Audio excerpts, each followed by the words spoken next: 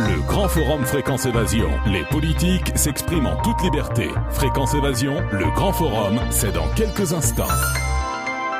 Dans quelques instants, le grand forum Fréquence Évasion, nous serons en compagnie de Nicolas Dupont-Aignan et nous parlerons du programme pour les élections 2017. Fréquence Évasion. Réactualisez régulièrement toutes vos applications iPhone et Android sur les sites de Fréquence Évasion Radio et Monte-Carlo Azur. fréquenceévasion.com, fréquenceévasion2.com et montecarloazur.com. Fréquence Évasion. Nicolas Dupont-Aignan, bonjour et merci d'être avec nous. Bonjour monsieur. Alors vous êtes candidat pour les élections présidentielles de 2017. Quels sont les principaux objectifs de votre campagne? D'une manière globale, quel est votre programme? Mon programme, il est très simple, c'est remettre la France debout et rendre à la France sa fierté, sa force, sa justice. En un mot, rendre aux Français la France qu'ils aiment, c'est-à-dire permettre à notre pays de s'en sortir. Alors nous développerons au cours de cette émission. Jean-Jacques Bourdin sur RMC s'étonnait récemment que l'on puisse gagner les élections quand on est à 5 ou 7% d'intention de vote. Vous en pensez quoi? On peut inverser le processus? Oui, parce que les Français ont hâte de changer de personnel politique et je leur dis très simplement, vous n'êtes pas obligés de voter pour des gens qui vous font souffrir depuis 30 ans. Et il y a un moment où il faut rebattre les cartes. Et je pense que les Français vont me découvrir et qu'on peut bouleverser les choses. Alors comment peut-on expliquer que les Français misent toujours sur les mêmes chevaux depuis des décennies après tant de déceptions et justement de souffrances? Écoutez, on peut l'expliquer parce que les Français n'entendent pas assez parler de nouvelles offres politiques. Et tout l'enjeu, c'est de leur montrer que entre l'aventure du Front National et le conservatisme de ceux qui ont échoué, il y a une voie moyenne, un patriotisme tranquille. Alors aujourd'hui, on constate un rejet, un dégoût des hommes politiques de la part des citoyens, notamment pour la gauche et pour la droite. Vous pensez qu'il peut y avoir une prise de conscience qui fera vraiment changer les choses et vraiment inverser le processus, quoi? Bon, je dis une chose très simple aux Français. Nous sommes en 2016. Est-ce qu'ils ont envie jusqu'en 2022, pendant 5 ans encore, de vivre les dérives que nous constatons tous les jours? Le chômage de masse, l'insécurité, l'immigration massive, l'école qui chute, l'hôpital en mauvais état. C'est ça la question. Et moi j'appelle mes concitoyens à réfléchir, à ouvrir leurs yeux. Ils savent bien que ceux qui nous gouvernent ne sont pas à la hauteur, mais ils n'osent pas changer. Il y a un moment, il faut tourner la page, il faut reconstruire. On ne va pas rester éternellement à se lamenter. C'est sûr. Hein. Les vrais projets aujourd'hui, ça passe par quoi? La sortie de l'Europe, l'éducation nationale? Non, ça passe par plusieurs choses. D'abord, par une redéfinition de la construction européenne. Oui à l'Europe, non à cette mauvaise Europe. C'est exactement comme si un syndicat de copropriété ne convenait pas, on change le syndic de copropriété. On n'est pas obligé d'obéir à son syndic de copropriété. C'est très simple. Donc ça veut dire redéfinir les rapports européens. Ça veut dire quoi, par exemple? Contrôler nos frontières nationales, supprimer la directive travailleurs détachés, qui induit une concurrence déloyale dans notre pays, puisque les travailleurs d'autres pays ne payent pas les charges sociales françaises. Des mesures simples, ça veut dire construire une Europe des projets pour préparer l'avenir. On peut tout à fait reconstruire une belle Europe à condition de rompre avec les traités d'aujourd'hui. Ça, c'est le premier point. Et puis tout ne dépend pas de l'Europe, dépend aussi de nous, dans plusieurs domaines fondamentaux. Relocaliser 1 million d'emplois en favorisant les producteurs français, relancer le pouvoir d'achat, réformer l'école publique, garantir la sécurité en investissant dans les forces de l'ordre et en révisant nos lois judiciaires. Voilà l'ensemble du projet qui est le mien. Alors vous souhaiteriez une Europe de partenariat? Une Europe de projet. On se met à 3 ou 4 pays sur un projet. Je prends un exemple. La lutte contre le cancer, qui est un fléau de notre pays et de l'Europe. Eh bien, allions nos industries pharmaceutiques, allions nos laboratoires de recherche. On a des choses à faire ensemble. Mais sur un objectif précis, comme on avait fait l'avion Airbus. Alors vous dites que l'école tombe en lambeaux. Oui, tombe en lambeaux, et c'est pas la faute des enseignants, Non. Ni des élèves. C'est la faute du ministère de l'Éducation nationale qui a abandonné certains principes fondamentaux. Qu'il faut d'abord apprendre et qu'il faut faire un effort pour apprendre. Il faut que ça se fasse dans le calme.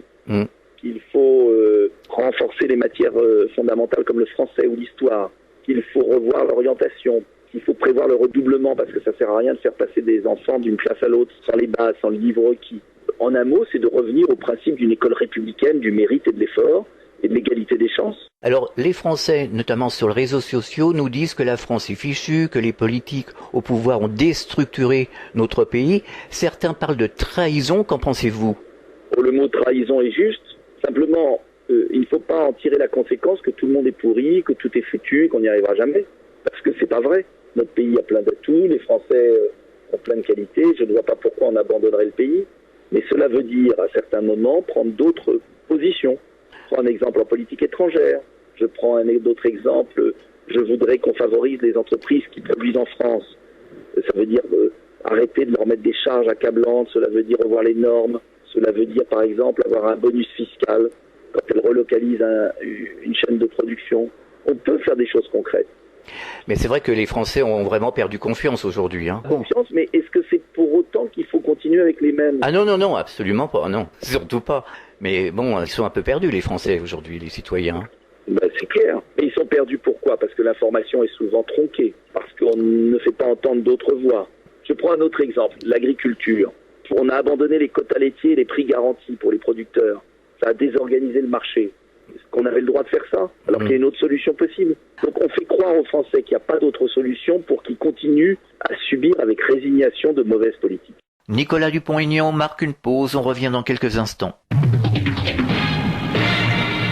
Fréquence Évasion. Chaque jour, sur Fréquence Évasion Radio, recherche, ovni, paranormal, faits de société, protection de l'environnement et les rendez-vous avec vos stars préférées dans Paroles de Stars. Fréquence Évasion, c'est également la voix des sudistes en Principauté de Monaco et dans le Grand Sud. Fréquence Évasion Radio, dites-nous tout. Dites-nous tout. Dites-nous tout. Fréquence Évasion. Nous sommes de retour, nous sommes toujours sur Fréquence Évasion, c'est la dernière partie du Grand Forum, toujours en compagnie de Nicolas Dupont-Aignan. Alors justement, un mot sur la culture, les OGM, le nucléaire, la pollution, les énergies renouvelables, l'indépendance de la France, tout ça, ça vous parle, c'est dans vos projets ? Oui, bien sûr, parce que la planète est à protéger, et je crois que l'écologie a été kidnappée par des Verts qui préfèrent la culture du cannabis à la protection de l'environnement. Et je pense qu'on peut être protecteur de l'environnement avec notamment des mesures sérieuses pour protéger la santé publique, avoir une expertise indépendante par exemple. Est-ce que vous avez des commentaires à faire sur Alstom ? Oui, sur Alstom, c'est l'exemple typique de l'abandon d'État. Nous n'aurions jamais dû céder la branche énergie d'Alstom aux Américains, General Electric. Le gouvernement s'est couché. Les dirigeants d'Alstom qui ont trahi le peuple et les ouvriers ont reçu des bonus et des stock options pour prix de leur trahison. Et aujourd'hui, on a un groupe ferroviaire qui ne peut pas s'adosser à son groupe électrique. C'est une grande perte. Et tout ça parce que M. Macron, M. Hollande ont cédé en race campagne. Alors aujourd'hui, que feriez-vous si vous étiez élu ? Est-ce que les sujets que nous avons évoqués dans cette émission, vous les mettriez en pratique tout de suite, quoi, finalement, parce que il y a plusieurs choses à faire tout de suite. La première, c'est une réforme éducative pour renforcer les heures de français et permettre aux gamins de tous milieux sociaux, et notamment ceux dont les parents étaient étrangers, d'acquérir la langue le plus vite possible. La deuxième mesure, c'est de baisser les charges sur les PME qui investissent en France, pas celles qui délocalisent. Donc un bonus fiscal. La troisième mesure, c'est d'annuler la directive travailleurs détachés, d'annuler les lois Dati et Taubira qui sont laxistes judiciairement, de construire les places de prison nécessaires. On sait ce qu'il faut faire, de garantir la survie des petites communes pour qu'elles puissent gérer notre territoire, de ne pas oublier les petites communes, de ne pas oublier le monde rural, de rétablir des services publics là où ils ont disparu. Est-ce que vous auriez un message à faire passer aux auditeurs, un message particulier ? C'est un message d'espoir, paradoxalement. Parce que si chacun se prend en main par son vote, et si les abstentionnistes arrêtent d'aller à la pêche le jour des scrutins, ceux qui nous ont fait tant de mal depuis 30 ans ne pourront plus être élus. Et c'est ça l'enjeu. Alors vous faites une tournée en France pour les élections 2017. Vous êtes où en ce moment ? Dans le sud de la France ? Vous êtes chez nous ? J'ai fait beaucoup de déplacements. J'ai été à Gap, j'ai été à Marseille, j'ai été à Thalassa, à Hyères, dans le Var. J'ai été à Digne. Et puis la semaine prochaine, je serai dans le nord de la France, dans la Sarthe, dans les Yvelines. Et puis j'ai été dans le Jura aussi. J'ai été dans beaucoup de départements, dans le Doubs. Ouais. Voilà, je continue le Tour de France. Je vais en Loire-Atlantique le 7 novembre, dans le Maine-et-Loire, en Vendée. Je fais le tour département après département. Alors comment réagissent les citoyens? Vous êtes bien accueillis? Que vous disent les On est très bien Français? accueillis, vraiment. Ouais. On a beaucoup de monde aux réunions.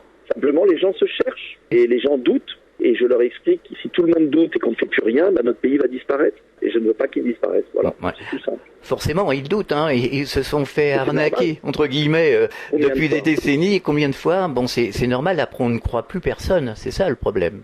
Et pour autant, il ne faut pas rester sans rien faire. Exactement. Il faut se retrousser les manches. Moi, je ne peux que convaincre à partir de mon expérience passée. J'ai adressé une ville en difficulté. J'ai fait mes preuves. J'ai quitté l'UMP quand il gagnait parce qu'il allait trahir le peuple français avec la ratification du traité constitutionnel européen qui avait été refusé par référendum. J'ai pris mes responsabilités. Je propose depuis des années une autre politique. Je suis convaincu qu'avec cette autre politique, la France peut s'en sortir. Et je pense que si on ne le fait pas maintenant, notre pays risque de partir en guerre civile dans les prochaines années. Alors si une dernière question, les Français nous disent oui, mais les politiques, une fois qu'ils sont au pouvoir, ils ne résistent pas à la pression des lobbies. Est-ce que vous arriveriez à résister justement? Oui, parce que j'aurais été élu pour ça. D'accord. Tout simplement. Nicolas Dupont-Aignan, merci d'avoir participé à cette émission et bon courage pour la suite et bonne tournée partout en France en tout cas. Merci à vous. Fréquence Évasion.